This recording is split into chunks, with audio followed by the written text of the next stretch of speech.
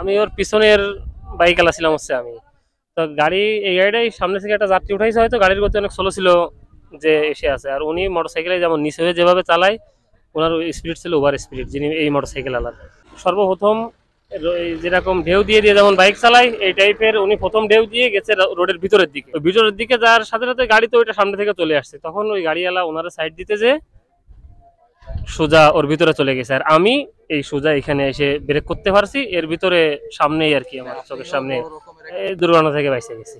কিছু লোক আসছিল হচ্ছে আপনার চট্টগ্রাম থেকে, ওরা হচ্ছে আপনার সুন্দরবনে যাবে।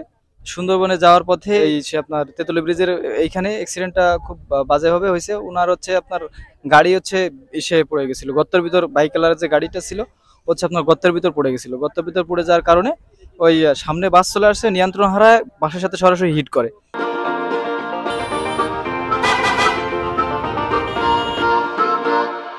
যার জন্য বাসটাও নিয়ন্ত্রণ হারায় খাদে পড়ে যায়। মোটরসাইকেলে একাই ছিল, ওরা হচ্ছে আপনার ট্যুরে আসছিল। ওরা 8টা-9টা বাইক আসছিল, তার ওইটি ছিল লাস্টের দিকে। ও আর কি পিছনে রয়ে যে লাস্টে ও অ্যাক্সিডেন্ট হয়ে গেছে। ও জায়গায় মারা যায়নি, ও আশঙ্কাজনক অবস্থায় ছিল। পরে আমরা আসার পথে আর কি আমরা পথচারী ছিলাম, আমরা ওরে মানে ইসে করে ভ্যানে করে দ্রুত হসপিটালে পাঠাইছি। আর এই রামপাল উপজেলা স্বাস্থ্য কমপ্লেক্সে পাঠানো হয়েছে। স্পট ডেট হচ্ছে আপনার জায়গায় 2 জন, আর একজনের অবস্থা খুব বাজে, আশঙ্কাজনক। আর বাকি যারা আহত ছিল আমরা ওদেরকে দ্রুত মানে উপজেলা স্বাস্থ্য কমপ্লেক্সে পাঠানোর ব্যবস্থা করছি। তোর অবস্থা মানে নাক থেকে কান্দে মুক্ত রক্ত বের হয়ে গেছে। আমরা যত দ্রুত সম্ভব ওনার হসপিটাল পাঠাইছি। আর আহত যারা ছিল ওদেরকেও আমরা, যারা পথচারী ছিলাম, আমরা স্থানীয় ছিলাম, তো আমরা ওদেরকে নিয়ে দ্রুত হসপিটালে পাঠানোর ব্যবস্থা করেছি। মংলা টু খুলনা এটা অত্যন্ত ব্যস্ততম রোড। এই রোডে, হাইওয়ে রোডে অনেক সময় বেপরোয়াভাবে গাড়ি চলে, আপনারা জানেন। বিশেষ করে যারা হোন্ডা চালায় এরা কিন্তু গতি, যে যত গতি দিতে পারে আমার মনে হয় ওরা ওইটাই ভালো মনে করে। আসলে এখানে যে একটা দুর্ঘটনা ঘটতে পারে এটা ওরা মাথায় রাখে না। আমাদের এখানে মায়ের দোয়া পরিবহন এবং একটা হোন্ডা অ্যাক্সিডেন্ট হয়। অ্যাক্সিডেন্টের জায়গার নাম হলো তেতুলিয়া ব্রিজ।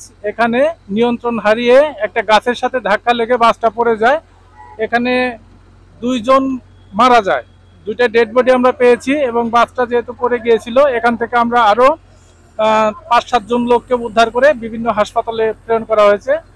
আর ঘটনাটা ঘটে হলো আপনার 12টা 55 সংবাদ পাওয়ার সাথে সাথে আমাদের রামপাল ফায়ার স্টেশন থেকে প্রথম ওরা অ্যাটেন্ড করবার পরে দেখে যে বাসটা অনেক বিচ্ছিরিভাবে ভেঙে গেছে এবং লোকজন আটকা আছে। পরবর্তীতে আমাদের মংলা ইপিজেড ফায়ার স্টেশনের সহযোগিতা চায়।